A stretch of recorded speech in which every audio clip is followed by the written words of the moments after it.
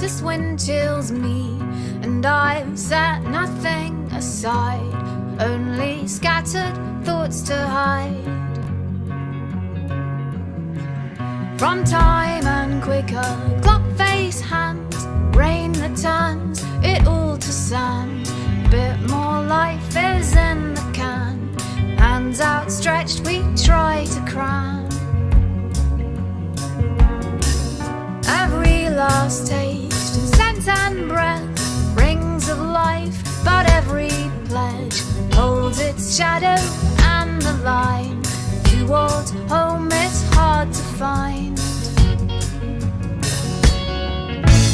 30 seconds is a lifetime on TV, and this is what I'd say if I had your attention. Please don't spend the hours staring at the distant shrines and shopping malls, the speechless saints on magazines and city walls. City walls.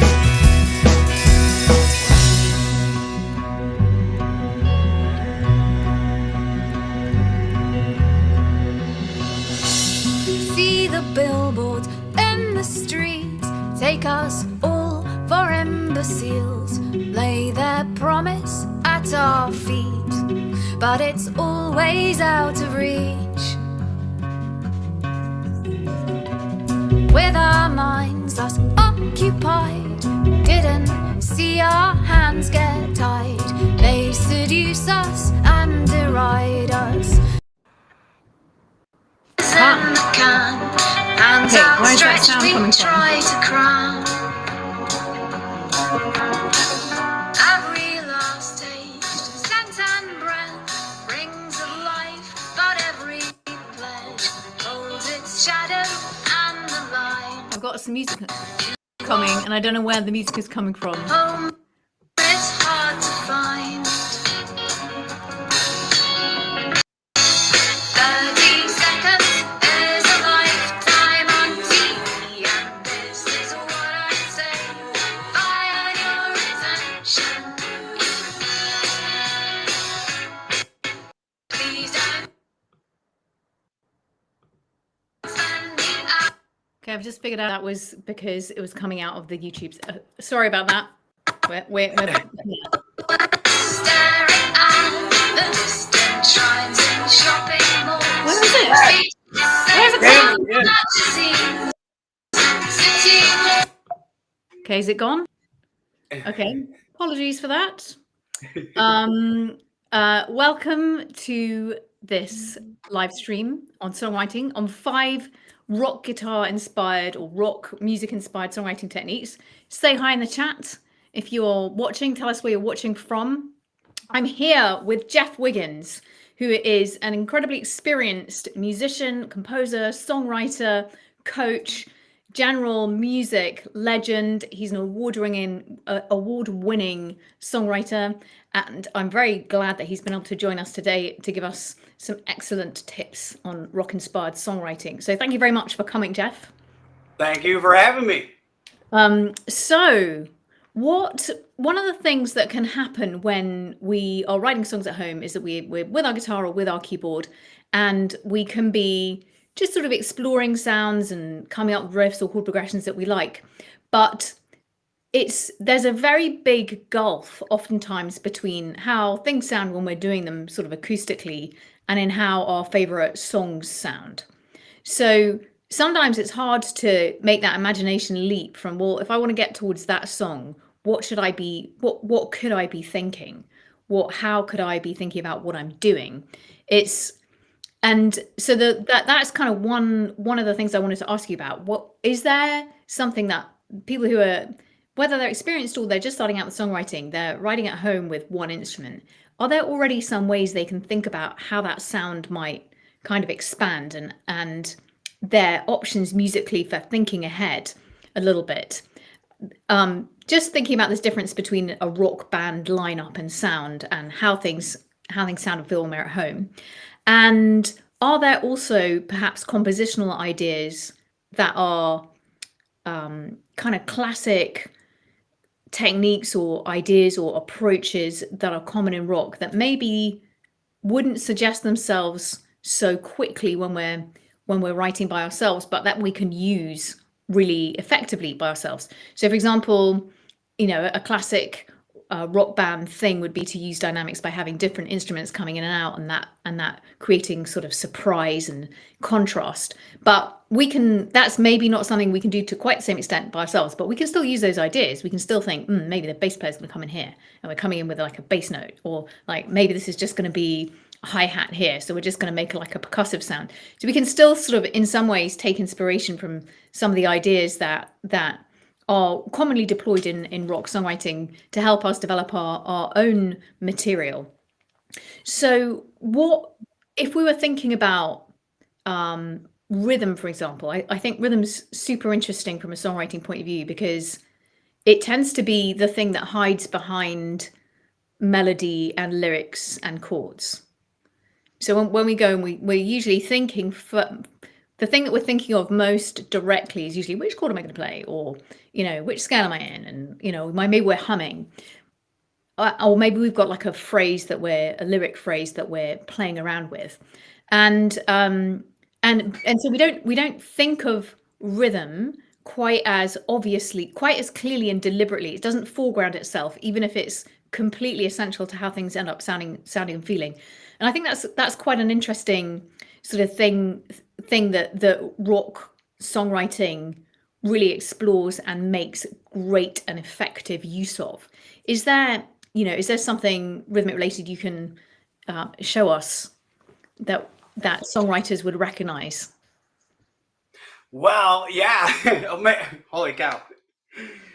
Yeah, I had so many thoughts flood into my mind with even when you started with that statement of when you're home by yourself trying to write um, by yourself, it can be difficult to sometimes hear something conceptually of what it could be within a full band context. So, and what can happen, I think, many times is a lot of times you might write something and it may sound too simple to you, like because you're not envisioning what could be with the bass and the drums and the vocal line and maybe how that the rhythm could be phrased and stuff. And what can happen a lot when you're writing by yourself is you're trying to fill too much space up. Okay, so you're not leaving room for the song to open up in different ways. It's just kind of like you're strumming through the whole.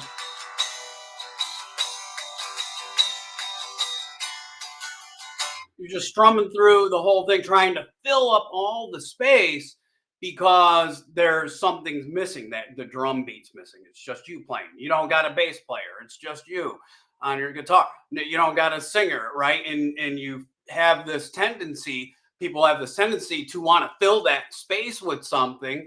However, it can be very cool, and it's a very rock thing to do too.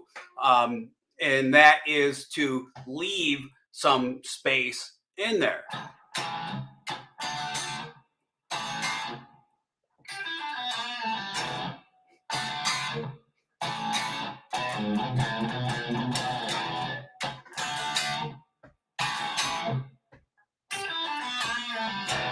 Right, and there is a prime example, an iconic riff from AC/DC, Back in Black, where you have this awesome amount of space to let the song breathe some, and it could be filled in with other cool things or just the complete silence in itself is part of the music.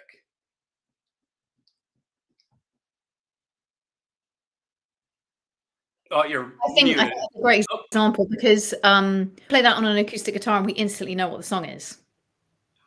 Right, yeah, it's just that rhythm alone. If I just did this.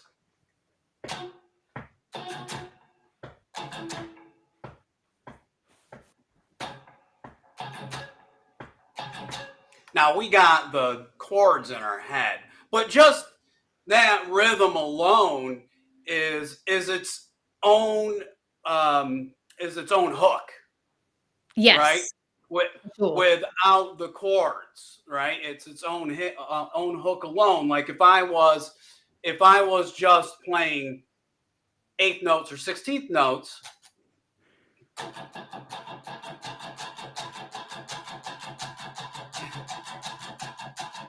there, there there's nothing there. Yeah, I mean, there's no hook in that, right?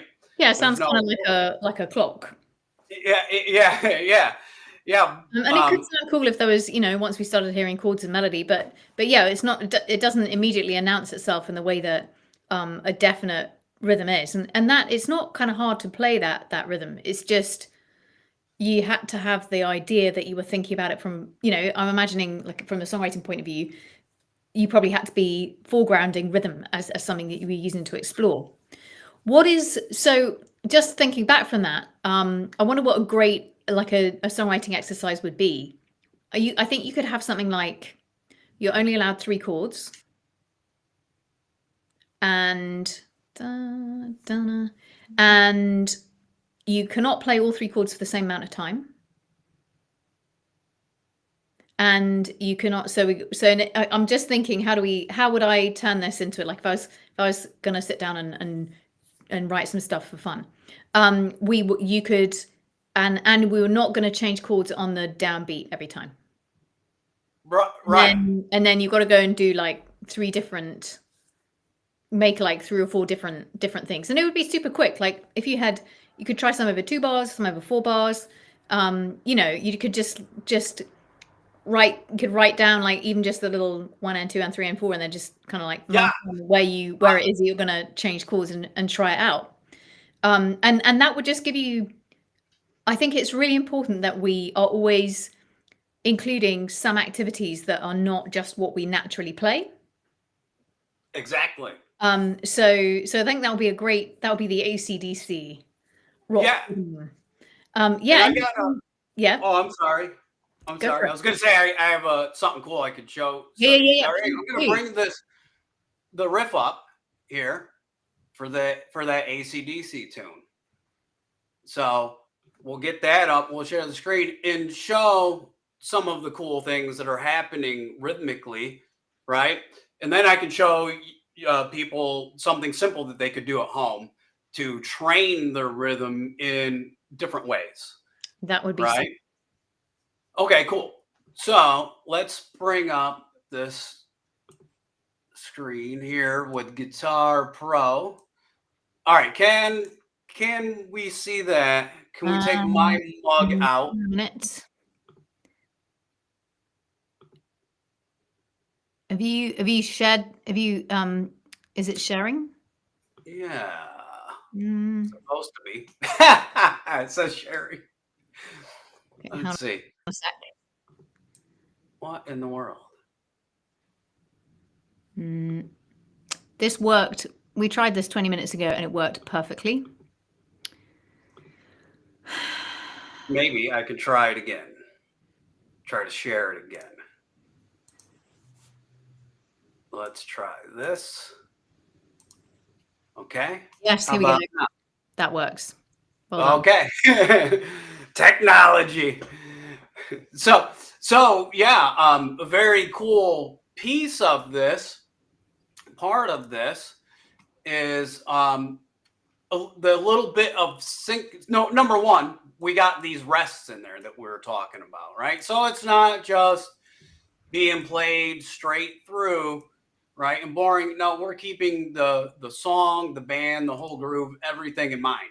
But also using the space as another part of the writing, another part of the sound, of the hook. So the rhythm is a hook, not just what the lyrics are or the melody or the chords that you pick. Now that's part of it, but this is part of the hook. And then the other cool thing about this is, so right here, this is on beat 1. This is swallowing up the whole downbeat. If we were to split a quarter note, which is 1 beat in half, that would be 1/8 notes. So this is 2 1/8 notes. That's 1 and. So right here is where the next downbeat comes in, number 2, and there's a rest there. So part of the cool rhythmic effect of this rhythm is that syncopation that comes in after this, because now this comes in on an upbeat. All right. And this is on beat 3 here.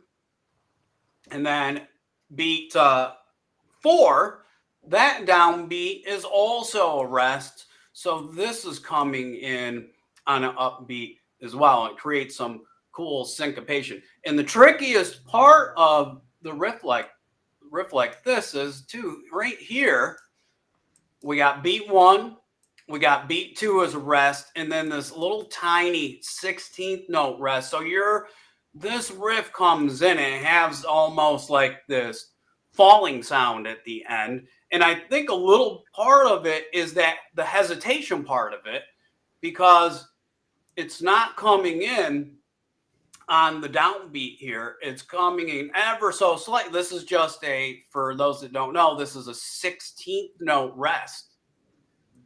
So all of this together would be 1 quarter note, 1 beat. But this guy right here, you're not playing any guitar there. It's coming in right here. So this is 1 E and 1 is a rest, and the guitar comes in on E. And anyway, the syncopation part of this riff really creates a cool sound. So I can play it real quick.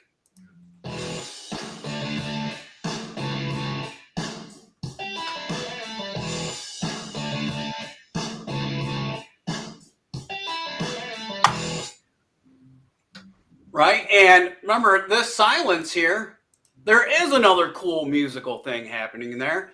That snare is coming in and smacking you in the face.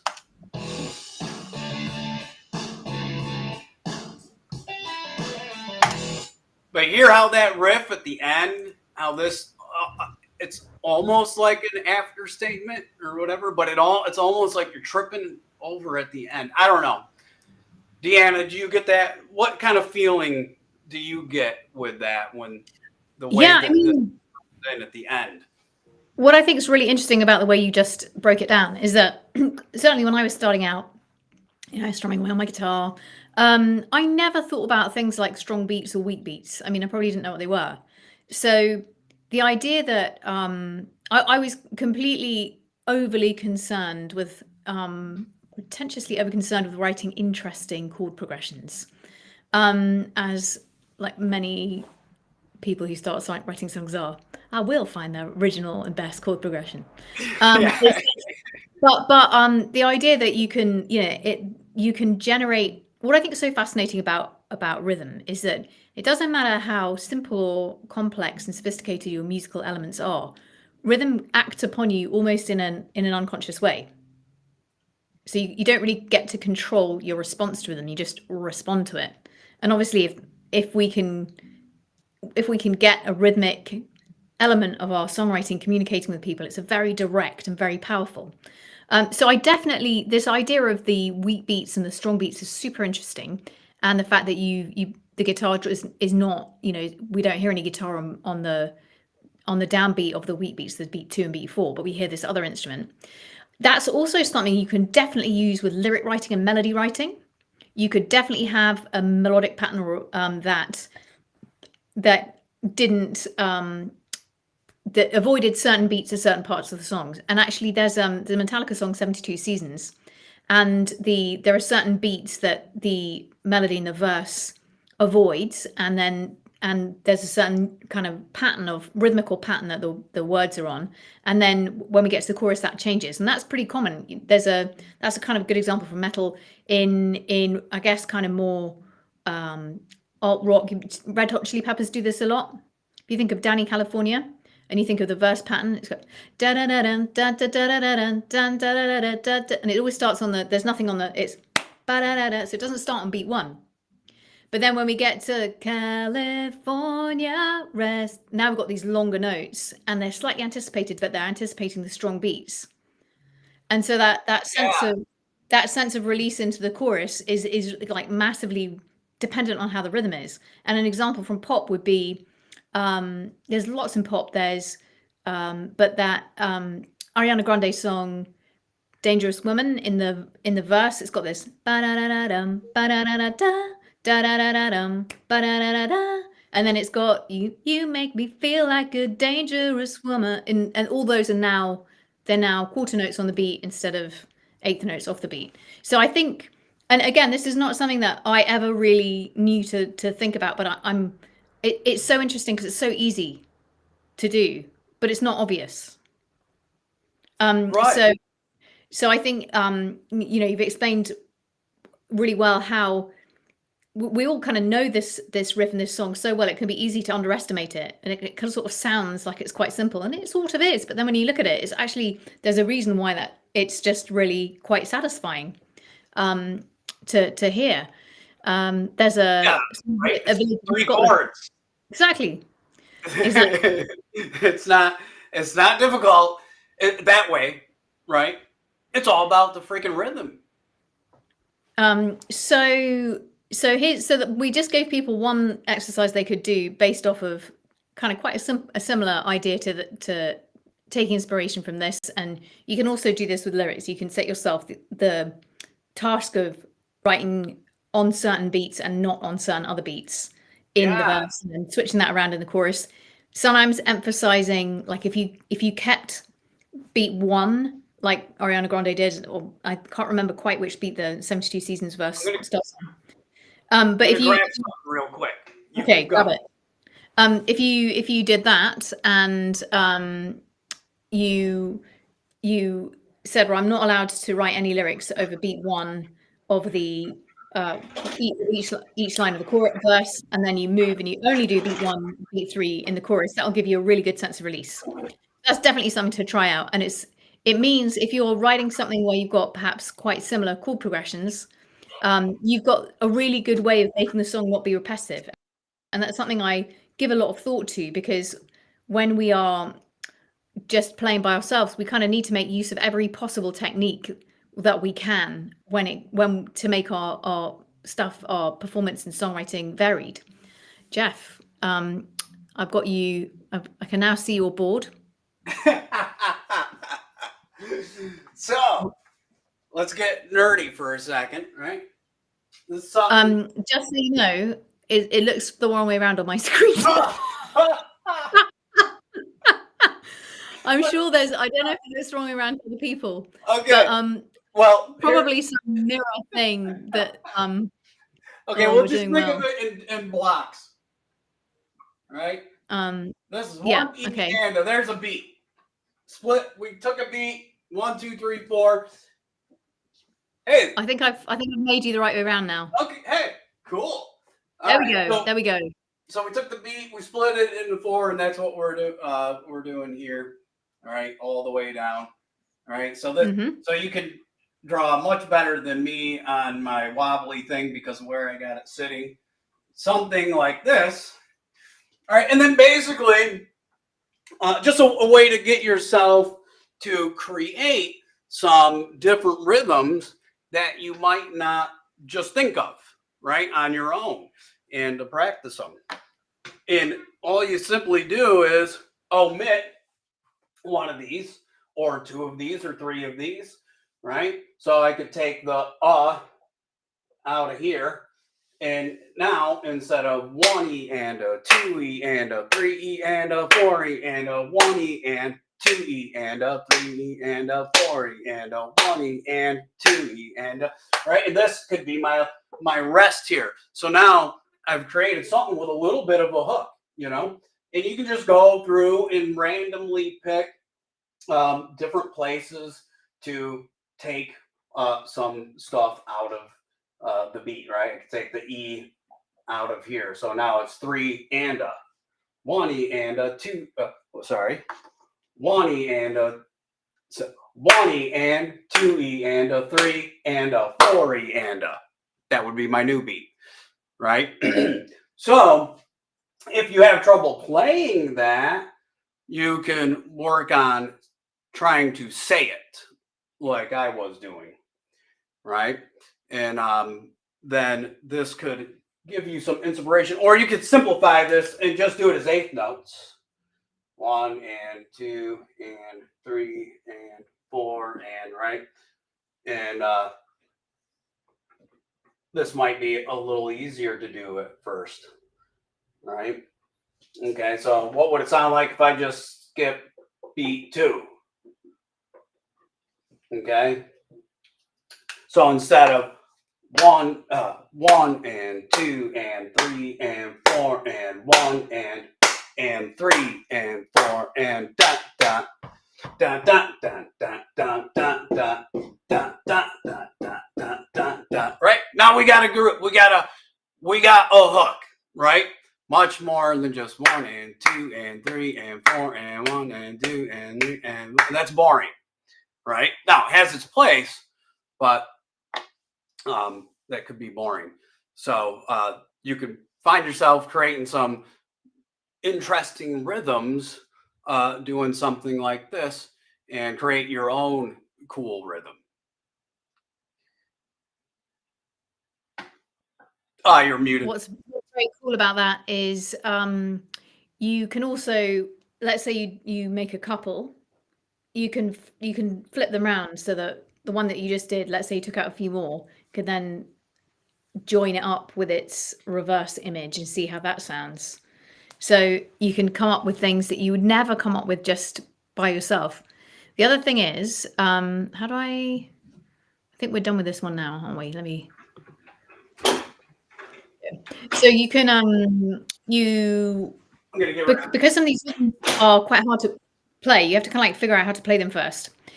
When you create a rhythm using a technique like the one that you just showed us, you then have to sort of figure it out a little bit. But that means that you write things that you could, because you can only naturally, spontaneously come up with stuff that you can already play. So you need things to break you out of that. So that's a great technique.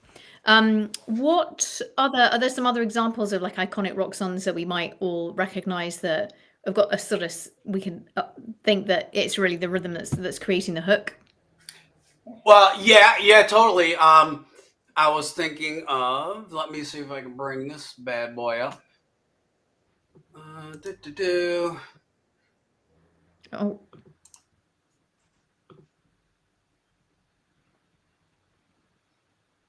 All right, let me make that bigger. Can't see it yet. Right. You might have to. What'd I do with my guitar? I lost my guitar. We can't see it, so you might need to. All right. Need to reshare it. Let me reshare this, and we'll just check. Whoops. We'll just check the tab out then. Nope. Boom, and there. How's that? Here we go. Okay, cool. So we got Walk This Way.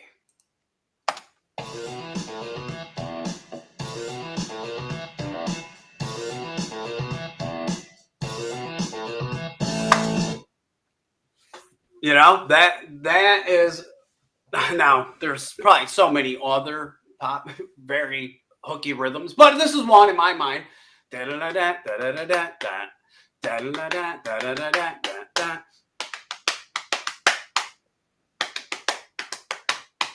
Right? It's just very, very hooky. It's a cool riff. It's got the cool flat 5 sound in here and stuff like that. It's very cool that way. But that rhythm is super cool, super catchy, you know? And again, this is another rhythm that is utilizing these rests. You know, this is indicating that they're doing a little raking on the guitar or whatever, but basically this is a rest, right? Rest here, you know, so we're utilizing that space to help create the hook and the rhythm, right? And this rest here happens to be on a downbeat again. Another example of that, this creating some syncopation when it comes in. It's not hitting the downbeat, it's coming in very similar to that little lead lick in that AC/DC song, where it's coming in on the E of beat two to E and right. So this is a very cool example in my mind. One really cool example of kind of a hooky rhythm. And rock bands and metal bands do a lot of this. They're doing a lot of different create, and it doesn't have to just be with rests. There could be other ways to create unique rhythms. And you kind of mentioned earlier, like, oh, hey, you could take you got this one a cool beat of 16ths here, and then you came up with this other cool beat of these eighths, and you put the two together. You know what I mean? And you're creating a cool rhythmic hook in another way, right? But these are cool, in my opinion, because of the rests and having those rests on some of the stronger beats too, so that you're creating that syncopation with the guitar and the drums.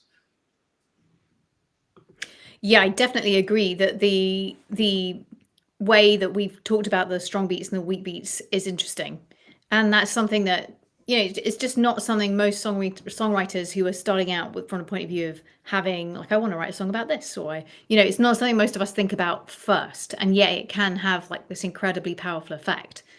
Well, we could spend definitely hours discussing rhythm hooks and how rhythm can help us create really good hooks.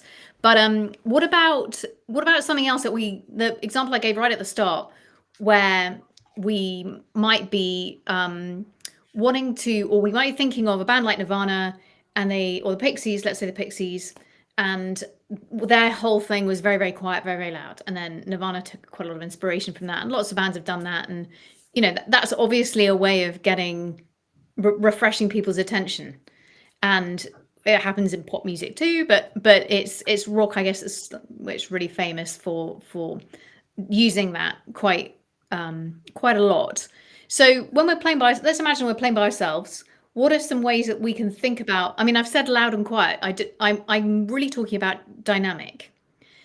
And I don't mean loud and quiet is sort of one way that we can change the dynamic, but it doesn't really, having lots of dynamics wouldn't necessarily just mean being loud and quiet. But what are some typical ways rock bands make use of dynamic that we could perhaps think about translating to the context of solo playing by ourselves? Yeah. Well, when it comes to, and it does change a little bit with the genres and stuff, and like you brought up a great one, which is like some of the grunge 90s type stuff, where they used a lot of dynamics within their playing and stuff. Like a lot of metal bands, the dynamics come from a lot of, you got a clean guitar tone, and you got a distorted guitar tone, or it's layered more ways here and stuff, right? But the way that you can use it, though, is that you got, if you think about your song as in what is the story that I'm trying to tell here, right? That's where you're going to want to be aware of the dynamics, right? If it's supposed to be this, this is my sad, somber section of the song, right? And you're banging through it as hard as you can with the most amount of gain that you have on your amp, and the drummers smash and crash cymbals through it and all this stuff. It's just not going to come through, right? Your lyrics might be about this, or you might have intended it to be this way, but it's not going to come through in that way. So we're going to want to change the dynamics, and that could be with the articulation of the way that you're playing, or shaping the different levels of gain that you have on, or having the drummer change the ways in which they're playing, right? So if we want to open up some more space for the vocals, let's say, I might, with the hi hats. If somebody's familiar with hi hats on the drums, right? You open them up farther, and they can become, unless you open up real far. But the more you open them up, the louder that they can be, and the more brilliant, in the sound, right? So you might notice that a lot of times when a verse comes in, or a super quiet part comes in, that the drummer is shying away from crashes and wide open hi-hats and stuff like that, and kind of softening the sound that way. You can still hit the kick and snare hard. You could still even play somewhat heavy on the guitar, right? But that drum is going to bring back the dynamics in some way. You're just going to want to control the dynamics to match the rhythm. Of course, like when a chorus comes in, usually things are lifted up, right? So the drummer may be adding more crashes in. There might even be a little more rhythmic density, right, added to that. So instead of two kicks in a measure, there's now 4 kicks in a measure, right? Instead of closed hi-hats, they're now opened, and then they're crashing the crash cymbal on beat 1 and beat 3 or something, right? Kind of opening it up some more, right? But I don't know if I'm going exactly where. So this is, you are on track. So what I'm interested in is, what are the kind of classic rock inspired ways that bands will create arrangements that have a lot of dynamic? Like, what do they do? So you just given a great example, which is that the hi-hat has got a range of, I guess, attack, as to whether it's like whether it's like right, and fill up the sonic space to varying degrees. And so if I'm sitting at home and I'm writing my song and I'm trying to imagine how I would develop it with a band, then that might be something that I'm already thinking about. It could be like, well, yeah, the chords are going to stay pretty consistent, but on the repeat, we're actually going to open the hi-hats out a little bit, and that's going to start giving us that something's going to refresh how it sounds. So it can be great to start thinking from that point of view. If you're writing songs at home and you have the ambition to play with other people, it's great to already be thinking, what might I imagine the other instruments doing? So typically, if you get to a band and I didn't know anything about how other instruments really kind of functioned, and I relied on the very able musicians I was lucky enough to play with to learn about it. But if I'd had even like a rudimentary little, hi-hats can do this or this, cymbals can do that or that, it would have been so much more, I've had so much more of an educated, and we would have kind of like discussion about how we might arrange things. And also, you're not going to waste loads of time trying things out. So I was definitely coming to what can we already be keeping in mind when we're writing at home that affects the dynamic. And that's definitely one thing. In terms of how we flip it the other way, like what can we do with those ideas if we're playing by ourselves? I think you've basically you've kind of talked about attack. Yep. So from a guitar point of view, I'm really guilty of this too. I think we very often play more or less 3/4 to like 7/8 as hard as we can, like all the time. And so there's loads of opportunities to rein that in a little bit in terms of the attack. And so how I think about translating that hi-hat idea onto guitar would be, either I'm not making as many strums in some sections as in others, or I am not strumming all of the strings. Let's say your closed hi-hat might be like we're on 2 or 3 strings, and then my open hi-hat might be like, now I've got all the strings. That would just be quite a simple way of translating it. But unless you have the idea to even think in this way, why would you not just strum as many strings as possible all the time? Do you know what I mean? How it might not occur to you. And so very often you also imagine that things that are going to make your song sound great are more, like more technique, more speed, more arpeggios, more fancy, the more things, and really you can get an awful lot of expressiveness out of the less things, like taking some of the stuff out. So that's how I think about. For me, that's how I translate the hi hat idea to arranging things by yourself. What about are there some other things that other instruments do that we could think about transforming and using that same concept by ourselves? Like, what would a bass player Right. Yeah. do? Yeah, totally. You know, well, it's a lot of the same principles too, but there are some different, even with a bass guitar, right? Um, you could use the fingers as opposed to a pick. Now, some players are exclusive. They use their fingers or they use a pick. I think they should do both, right? Because now they've opened up more dynamics. If they want that sound to be tighter, a pick is going to be the way to go. It's going to tighten it up, especially in the tone, the tonality, right? Mhm. That will tighten it up. The attack could be stronger potentially with the pick, but it's definitely going to be a more crisp sound, a more cutting sound than with the fingers, right?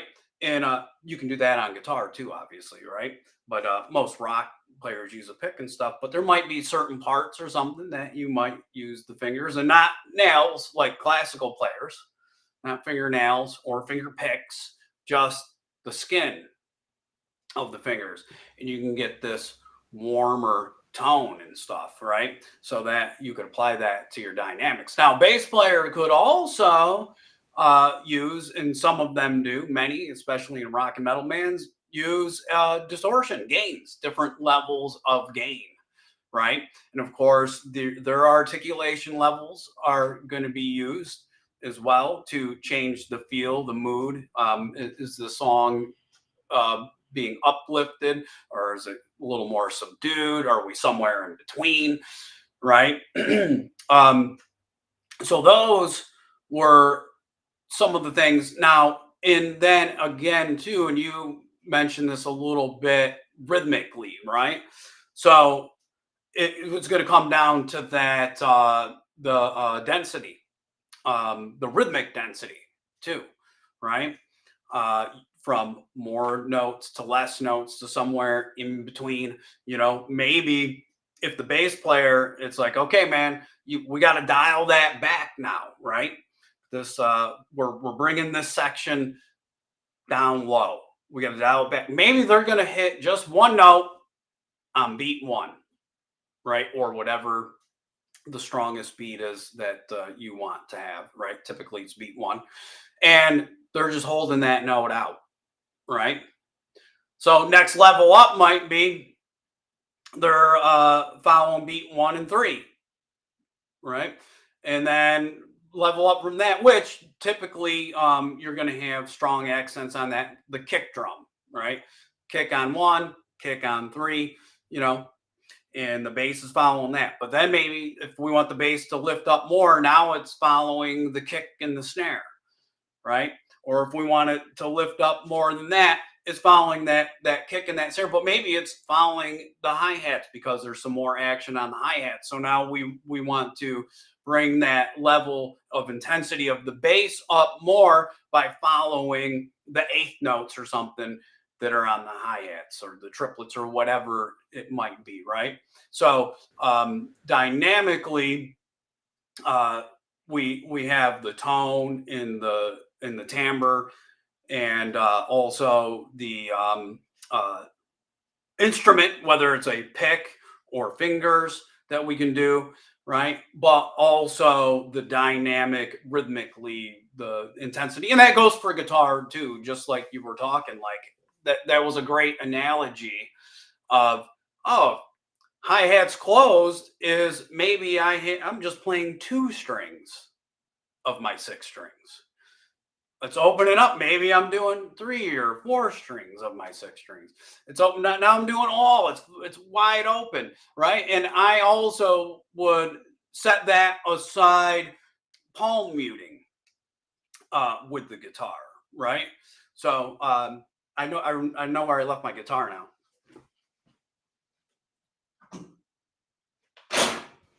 Just while Jeff gets his guitar, the thing that what I would do with what you've just, so I think that the kind of two-way ideas from thinking about bass is obviously if I'm playing my chord progression on guitar and I'm thinking, okay, well, this is after the second chorus, maybe it's going to drop.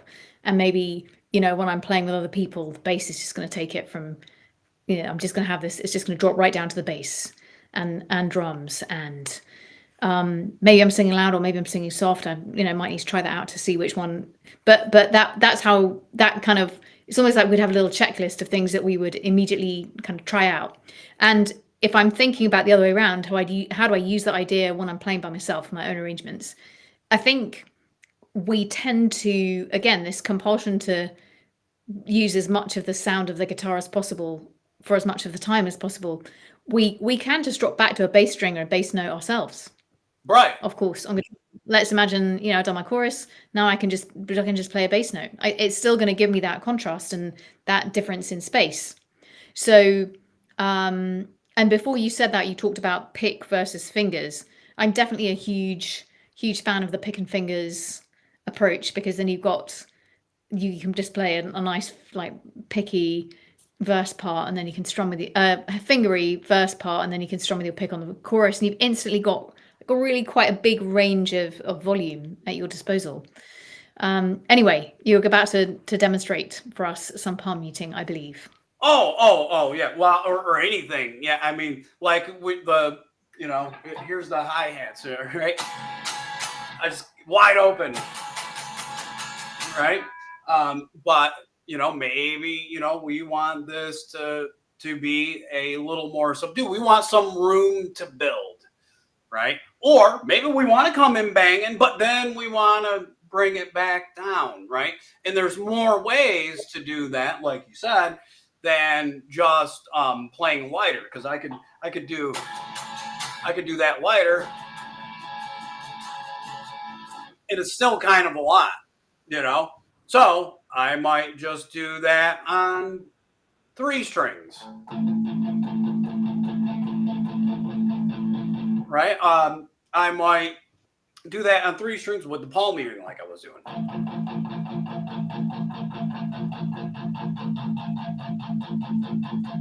Right, and then you can even think with the levels of your muting, you can even think of a hi-hat. So we got a lot of muting, less muting, little less.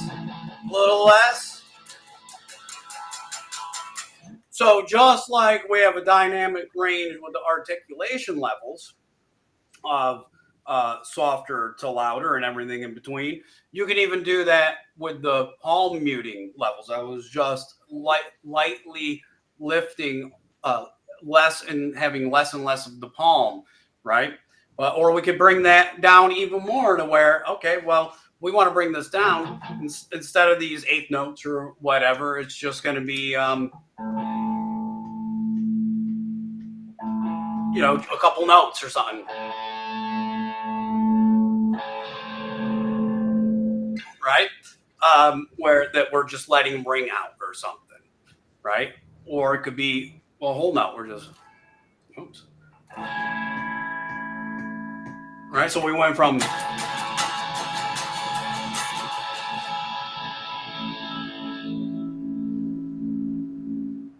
and now we're thinking, okay, in that part, because you're by yourself, so that the very first thing that you talked about when we started the stream was what had me thinking a lot, which was you're by yourself, you don't got the band, you don't have a band, so you don't really know what to do. So what do you got to do? You have to start studying the best that you can and listening to other instruments as well, right? And when you're writing something, have them in consideration. Don't So we're just playing our part, what we want to hear. But yeah, but what could the drums do here? What could the bass do here? Oh, maybe I kind of step back a little bit and the bass is going to shine, or the drums are going to come out a little bit more, right?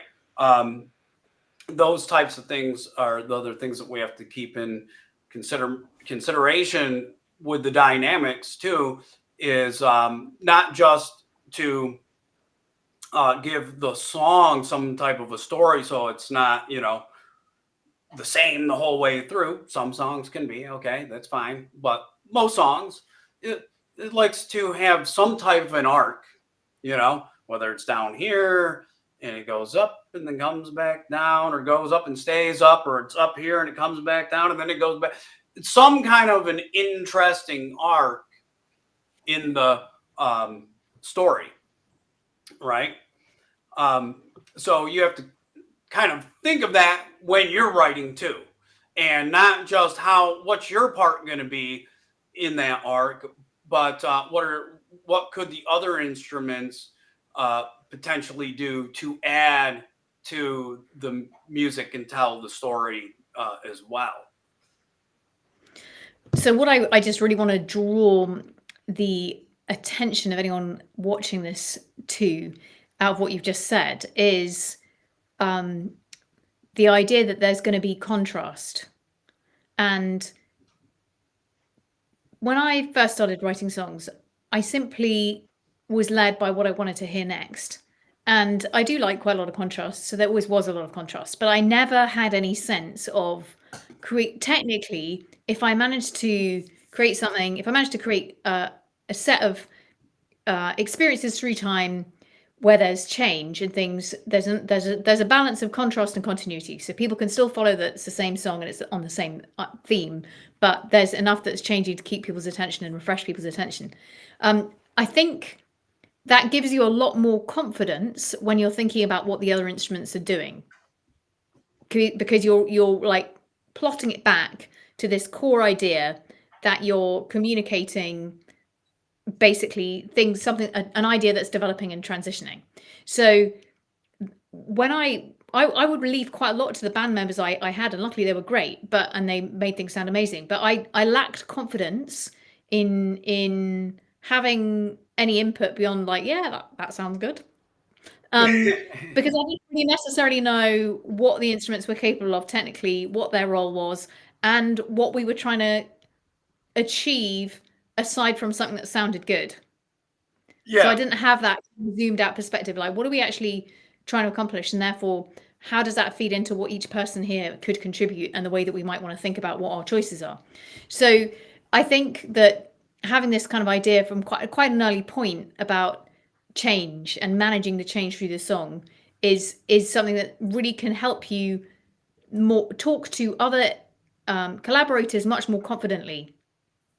And then knowing, even just using what you've just outlined, the in terms of the roles and the typical techniques that different rock band instruments use, can also help you then have a conversation about what parts and options, possibilities there are from a kind of confident basis, rather than being like, well, I don't know what they're supposed to do, which can be quite intimidating, can be quite off-putting to begin with. You can feel like because you don't play that instrument, you're not really qualified to suggest or advise or have much input.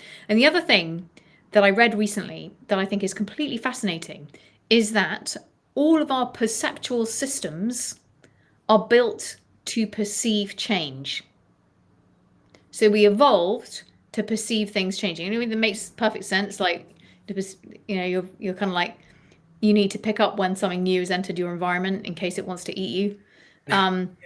So what that means is that from a point of view of your brain chemistry, there's like a activity when you perceive change, and then that activity starts tapering off. And by activity, we could substitute, I'm not a neuroscientist, but we could, from music point of view, substitute our attention. So, notice something, attention goes up, things continue the same, there's nothing new for me to perceive, attention kind of goes down. Oh, now there's a quiet bit, attention's gone back up. So it's not just like, we don't even get to choose whether we respond to it. Right. Type of contrast. So it's I'm not sort of suggesting that we need to hijack our listeners' nervous systems, but if we wanted to, we could. So I just think that's this whole idea of managing the change and how that it affects basically how our entire cognitive systems work. I just think it struck me as very interesting from a point of view of, you know, writing and arranging. Right. Yeah, totally. Like that, you know, what drives me nuts is the same thing over and over again. You know, I went to this wedding and they were playing, I don't know exactly what the music was, but it just went like they were changing the song from this to that, you know, DJ stuff. But like underneath it all was just douche, douche, douche, douche, douche, douche, douche, douche, douche, douche, douche, over and over again. Just like to the point where I was like, I gotta go outside. I gotta get up. I gotta leave. I can't take it. It's the same douche, douche, douche over and over again. I can't do it anymore, man. This is just freaking nuts. Like, free the weak beats. Great. So I was like, anything, even a tempo change would be good. Sure. No, douche, douche, douche for like 30 minutes straight, you know? So like, yeah, we're tuned for it, like you said, to be ready for change. Oh, there's a freaking wolf in the bushes. Yeah. Right. But it also keeps our interest. It keeps their people's interest, you know?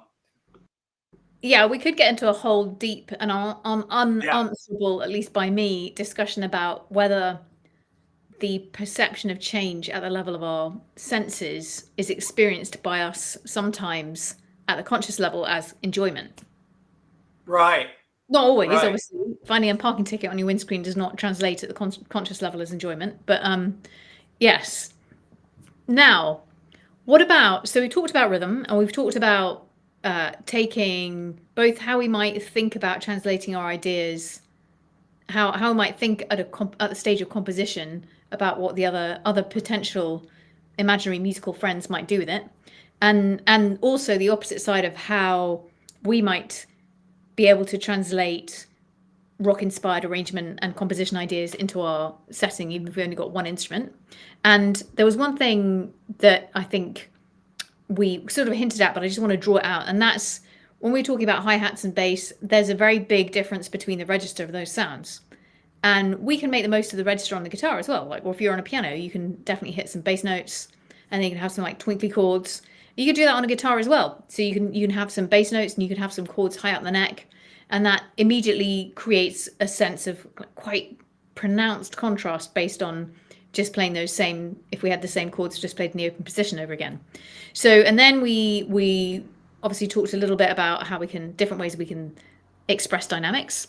What about, and this is probably going to be the final one, what melodic, is there anything we can say? I know it's hard to generalize, especially quickly, but is there anything that we can say about rock canon inspired approaches to melody that we could extract and examine?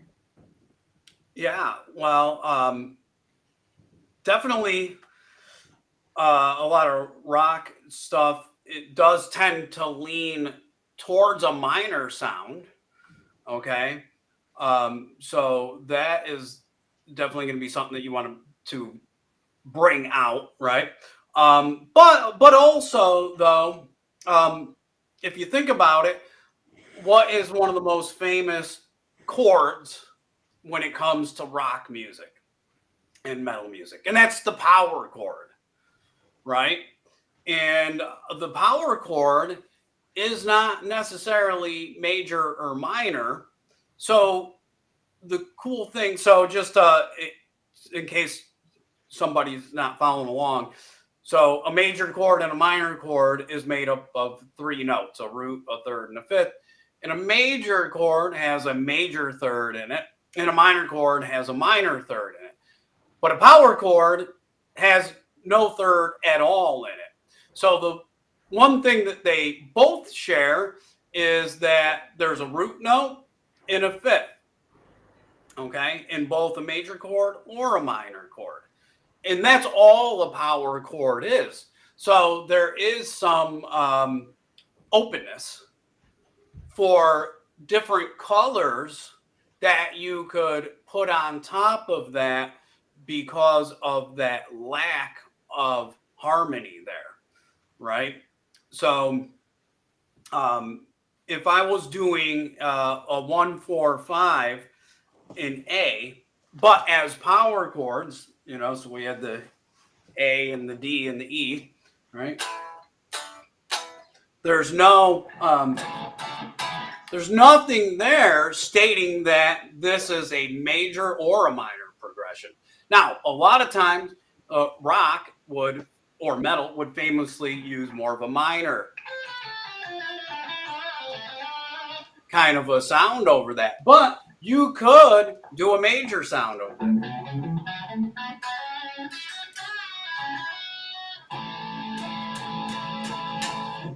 Because it's just power chords.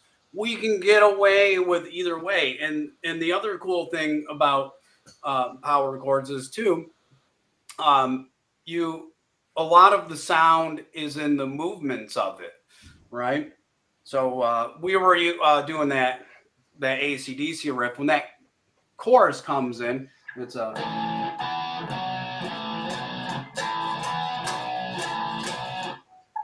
that's the movements of that chorus. So you could say, oh, this is kind of around an A, and there's the 1, and there's the 5, and there's the 2 of it, right? Then it just takes the same exact movement down to G.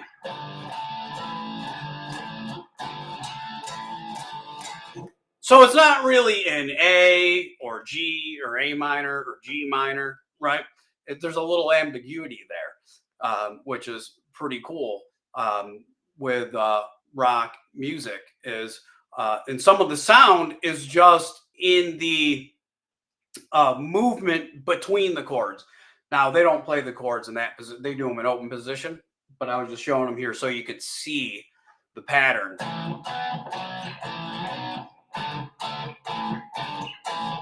Right?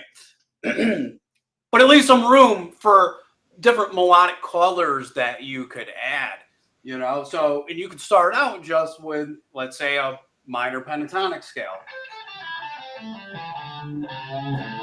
Right? Well, if I wanted to add a little bit of a Phrygian feel to that, and if you don't know what I'm talking about, just say we're going to add another note to it. I could color that with the minor second. And that's a very cool sound. Right? And what can be fun is just take something like your minor pentatonic scale and then add one note at a time to color it and see if that's something that you dig, right? And you have a lot more options if that is over simply a more of a power chord type of a progression, right? Where we're just doing a power chord in this example and a D and an E, right? So I'm going to have a lot more options to add these different colors in, and that can be a lot of fun. And one more thing, if you think about the blues, it's that which inspired rock and metal eventually. That breaks the blues scale is not even right. It's got a flat fifth in it. It's not even theoretically correct, right? But it sounds very cool.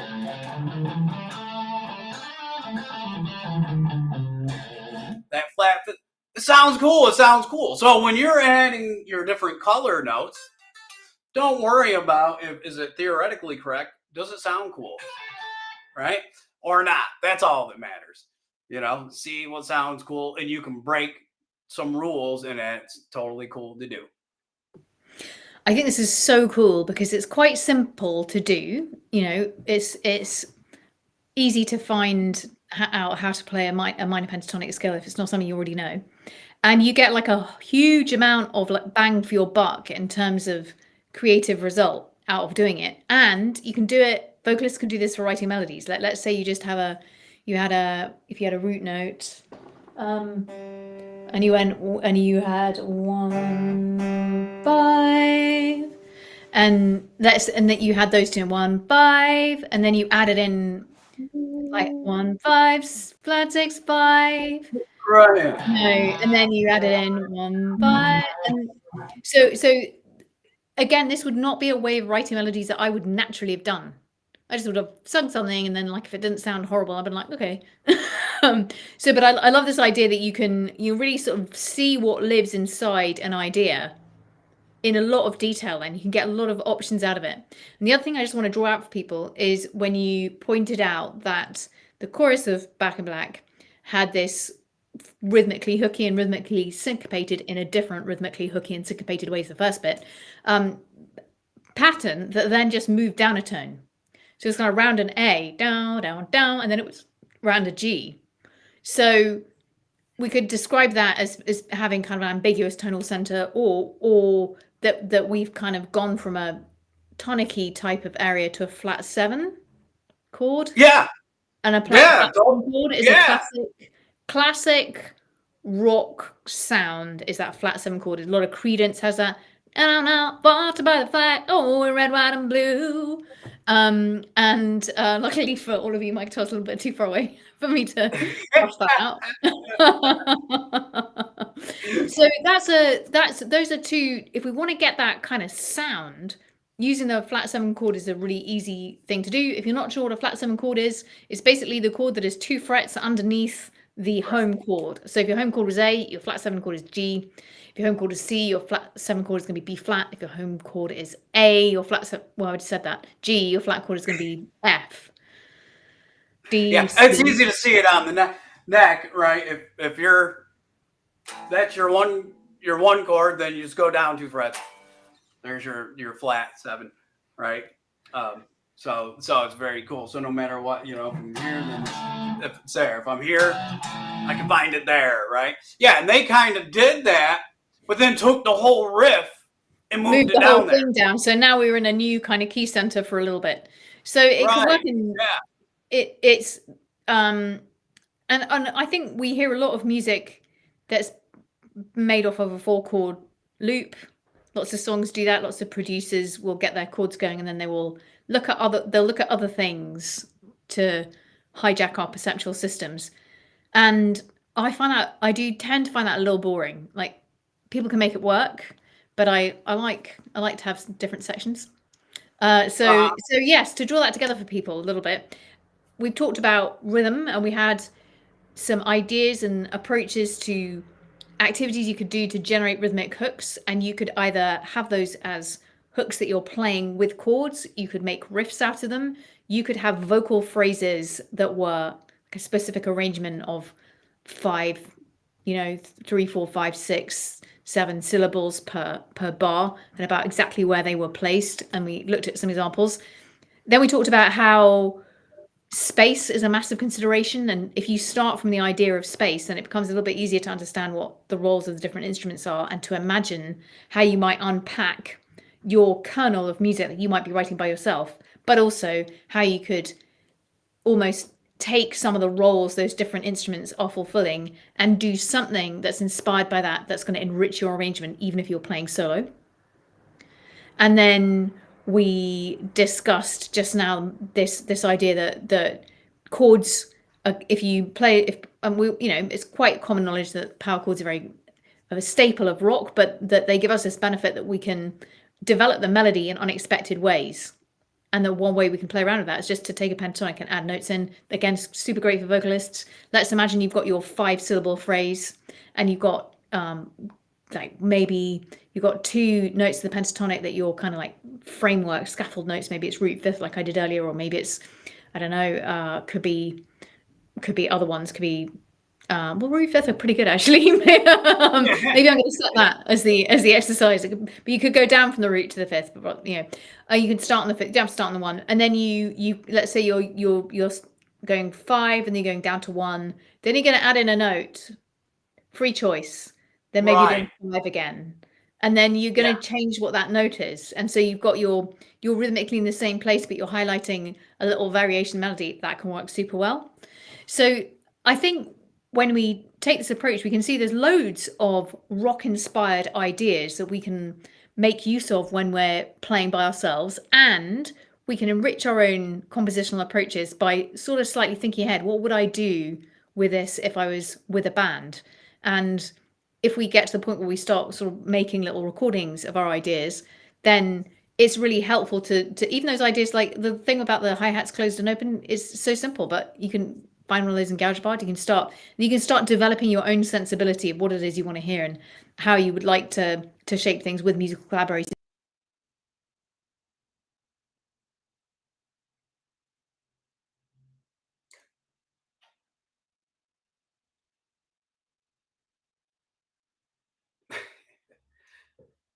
Deanna has left the building. Or she's back.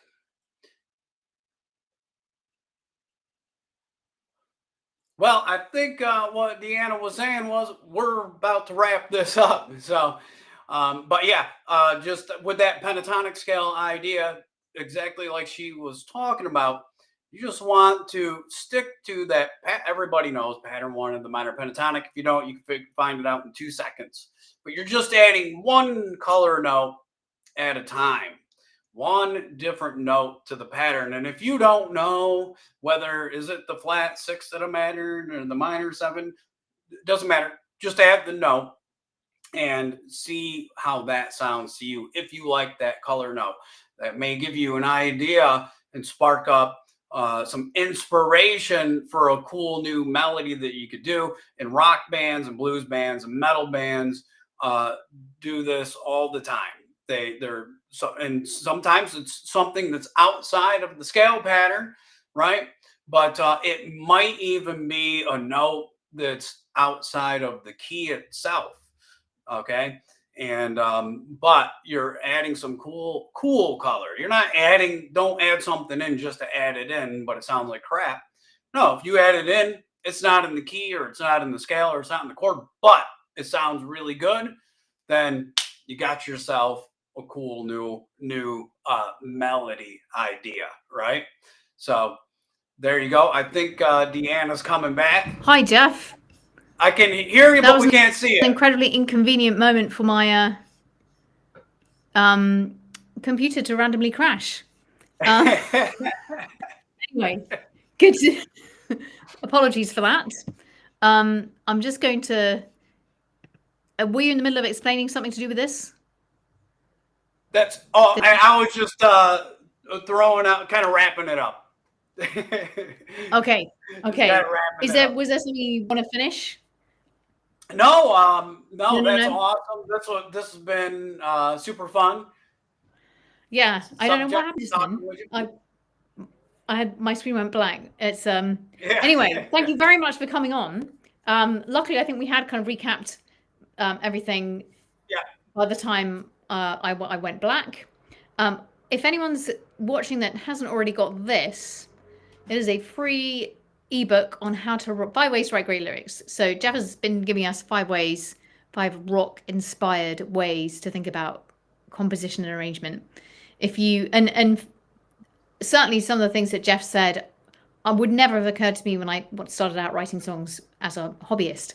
So in parallel to that, the things that are in this ebook are things that I would not have known or thought about when I started out writing songs, but that they would have helped me a lot to know. So these are just 5 things that you will change the way you think about structuring your lyrics, might change how you think about where you get your ideas from, how you practice your lyric writing, how you can solve things if you get stuck, what you might want to do when you're listening, what you might want to have in mind when you're listening to other songs if you want to improve your lyric writing. So grab that if you don't already have it.